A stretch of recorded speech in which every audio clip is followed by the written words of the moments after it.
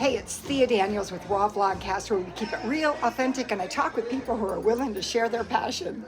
Tonight, we are upstairs at the California with Donny Mederos. Hey. How are ya? We're going to do a quick scan because this is... It's so beautiful. It is. It's so beautiful. There's the stage. Get me out of the picture, the floor, and back to Donny. There you go. It's so beautiful, and you said that with such a state of confidence and feel good. Tell us all about it. Well, I'll tell you, this has been a great new home for us here at the California.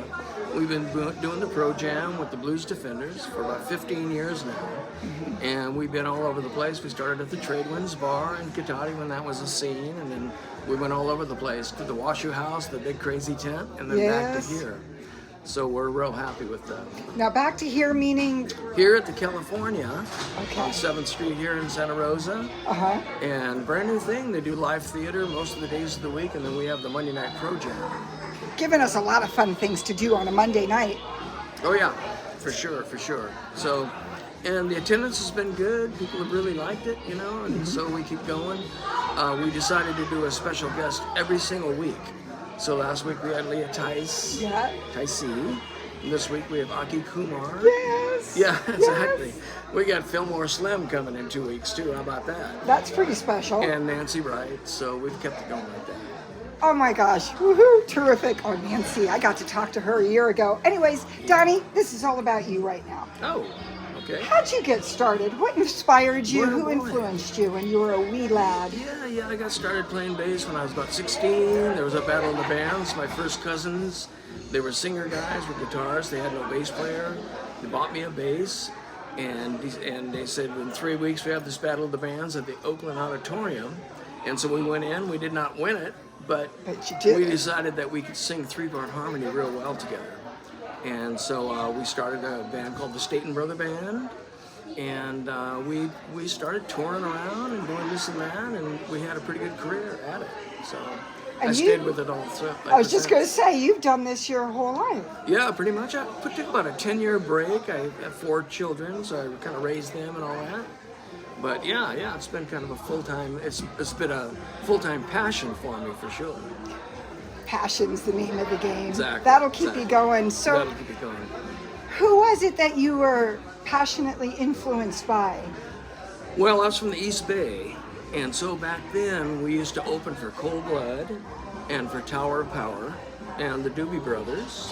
Just small bands. Yeah. and at that point they were small bands, you know. Really? Tower of Power. They grew up in Niles, California, right there, and we used to go to their house and stuff. And so I was very much influenced by that real kind of a funk thing. Mm-hmm. And my approach to playing bass is kind of a thump-ish kind of a thing, you know.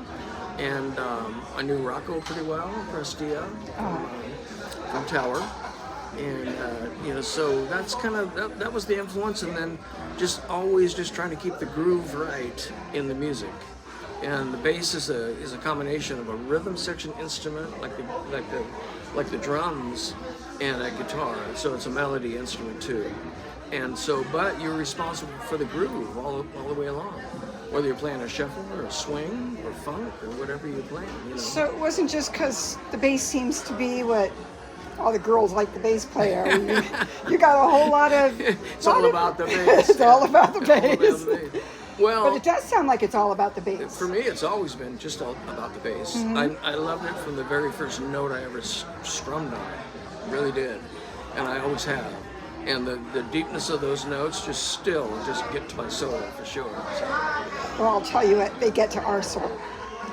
Very cool. So being that you've been passionate your whole life doing this, did you learn a thing or two along the way that you'd like to share with us? Well, I did. In that, you know, when you're playing, like my instrument, the bass, you're responsible for a lot of things, and it's just, well, number one, making everybody dance, but just the groove itself. You have to honor the groove and keep it going just right, you know. And you're the only guy responsible. You and the drums are hitting the downbeat right on the downbeat.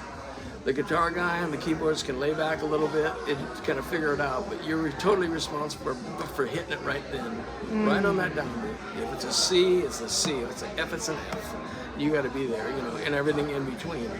And so honoring the groove is one of my biggest lessons I've learned in bass playing. And that means a lot of times just simplifying and playing very smoothly, like even James Jamerson and the Motown stuff. A lot of that stuff's very smooth. It's not really out there. So that's kind of what I learned. I've never really known that about the bass. I like keeping it simple and keeping the groove. Exactly. And when you listen to some of their Motown lines, they're just real smooth and sweet, you know, all the way through. But they're always hitting that downbeat. That's the important thing. Keep people in. Like sometimes there's been gigs where no one's dancing. I'll turn up the bass a little bit and start thumping away, and all of a sudden, guess what happens? People start dancing. The enthusiasts come on out. Exactly. Oh my! So there's something there. Keeping the groove. I don't know. Name of a song. Name of a band. I like that. Keeping the groove. Keeping the groove going. And you got to know what you're. If it's a Latin song, if it's a shuffle or a swing, right? That's at the ProJam here. The first thing we define with the guests, what's it going to be? Is it a swing? It's a medium swing. Fine. What key is it? An F. Okay. Is there any breaks? Yeah. So we watch it that way, and it's allowed us to play with all these good talents that come through. And still give them a good backing without any rehearsals. We don't do any rehearsals with these people. Now that is what is rehearsed. right. That is so impressive because you guys have people, whoever happens to be here, not just the guests, but you bring people up on and spotlight each other. Those of us out on the dance floor just love it all. There's nothing to question about it. Yeah. You've got a lot of real great skill at being able to showcase and still shine up on stage yourself. Yeah, we try to do that. We try to, and again, we try to honor the guests by watching exactly what their body movement is, and the great guys like Johnny Rawls and stuff. They'll give you all the guidance you need if you just watch them. Like a conductor. That's just like a conductor. If they wanted to go up, they'll be going like this. Down, they'll be going like this. Right? Changes, they'll be looking. If you make a mistake, you get a weird little look. So, anyway. That's a lot of skill. Yeah, well, we learned a lot through the years of doing the ProJam, so. So how long have you been with the Blues Defenders? Boy, we started about, I think with Jeff Bechet and myself about 14 years ago. Then Matt came in about 12 years ago, and Nikki about 10 years ago. So, but we've been together a long time. It's a tight little band, you know. It is. People like us, and we like playing with each other and all that, so. Yeah, you guys are terrific, and you're playing all over, not just here on Monday nights. No.